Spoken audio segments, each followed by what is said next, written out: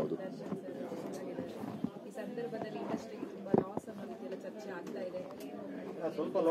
ಖಂಡಿತವಾಗ್ಲೂ ಅಂದರೆ ಇಂಡಸ್ಟ್ರಿಗೆ ಲಾಸ್ ಅನ್ನೋ ವಿಚಾರಕ್ಕೆ ಬಂದರೆ ಹಲವಾರು ರೀತಿಯಲ್ಲಿ ಹಲವಾರು ವಿಷಯಗಳಿಂದ ಹಲವಾರು ಆಯಾಮಗಳಿಂದ ಲಾಸು ಪ್ರಾಫಿಟು ಈ ಥರ ನಡೀತಾ ಇರುತ್ತೆ.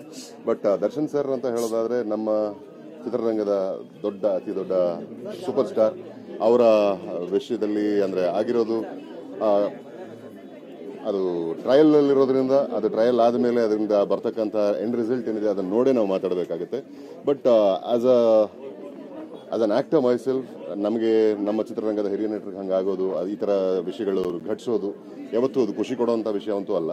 But end of the day justice is something that is above all. ಜಸ್ಟಿಸ್ಗಿಂತ ಮೇಲೆ ಯಾರಿಲ್ಲ. ಆ್ಯಂಡ್ ಎಲ್ಲಿ ನ್ಯಾಯ ಇರುತ್ತೋ ಅಲ್ಲಿಗೆ ನ್ಯಾಯ ಸಲ್ಲಬೇಕು ಅನ್ನೋದೇ ನಮ್ಮ ಪ್ರಾರ್ಥನೆ. ಆ್ಯಂಡ್ ನಮಗೆ ಆಗಲೇ ಹೇಳ್ದಂಗೆ ಅಂಥ ಒಬ್ಬ ವ್ಯಕ್ತಿಯ ಅಂಥ ಒಬ್ಬ ನಟನ ಬದುಕಲ್ಲಿ ಈ ಥರದ ಘಟನೆ ಘಟಿಸಿರೋದು ತುಂಬ ದುಃಖಕರ ವಿಷಯ.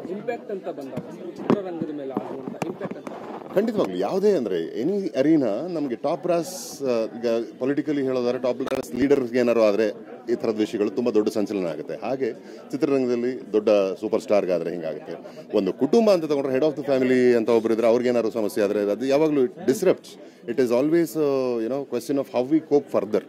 ಆ್ಯಂಡ್ ಲಾಭ ನಷ್ಟ ಅನ್ನೋದ್ರ ಆಚೆಗೆ ಇಲ್ಲಿ ಒಬ್ಬ ವ್ಯಕ್ತಿಯ ಒಬ್ಬ ನಟನ ಬದುಕಿನ ಕರಿಯರ್ನ ಪ್ರಶ್ನೆ, ಇನ್ನೊಂದು ಕಡೆ ಒಂದು ಜೀವದ ಪ್ರಶ್ನೆ.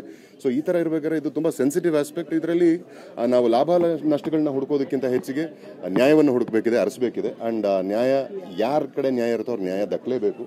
ಆ್ಯಂಡ್ ನಾವು ಪ್ರೀತಿಸೋ ನಟನ ಹಿಂಗಾಗೋದು ನಮಗೆ ತುಂಬ ಕಷ್ಟ ಕೊಡುತ್ತೆ, ಮನಸ್ಸಿಗೆ ಬೇಜಾರಾಗುತ್ತೆ. ಆ್ಯಂಡ್ ಖಂಡಿತವಾಗ್ಲು ಅವರನ್ನು ನಂಬಿಕೊಂಡು ಒಂದಷ್ಟು ಜನ ನಿರ್ಮಾಪಕರು ಹಣ ಇನ್ವೆಸ್ಟ್ ಮಾಡಿದ್ದಾಗ ಆ್ಯಂಡ್ ಕೋಟ್ಯಾಂತರ ರೂಪಾಯಿ ವ್ಯವಹಾರ ಅಲ್ಲಿ ತೊಡಗಿಸ್ಕೊಂಡಿದ್ದಾಗ ಅದು ಡೆಫಿನೆಟ್ಲಿ ಅದೊಂಥರ ಹಿಂಡ್ರೆನ್ಸೇ. ಹೌದು, ನಿಜವಾಗ್ಲೂ ಅದು ಹಿಂಡ್ರೆನ್ಸೆ. ಬಟ್ ಎಸ್, ಅದನ್ನು ಮೀರಿ ನಾವು ಯೋಚನೆ ಮಾಡಬೇಕು.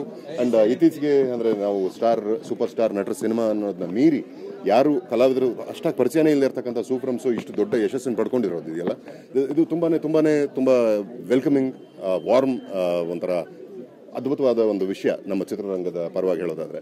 ಆ್ಯಂಡ್ ಹಳೆ ಬೇರು ಇರಬೇಕು, ಹೊಸ ಚಿಗುರು ಬರ್ತಾ ಇರಬೇಕು. ಆವಾಗಲೇ ಒಂದು ಸ್ವಾಸ್ಥ್ಯ ಅನ್ನೋದಿರುತ್ತೆ ಸಮಾಜದಲ್ಲಾಗಲಿ ಅಥವಾ ಯಾವುದೇ ಸ್ಟ್ರೀಮ್ ಆಗಲಿ, ಯಾವುದೇ ಅರಿನಾ ಆಗಲಿ, ಯಾವುದೇ ಕ್ಷೇತ್ರದಲ್ಲಾಗಲಿ.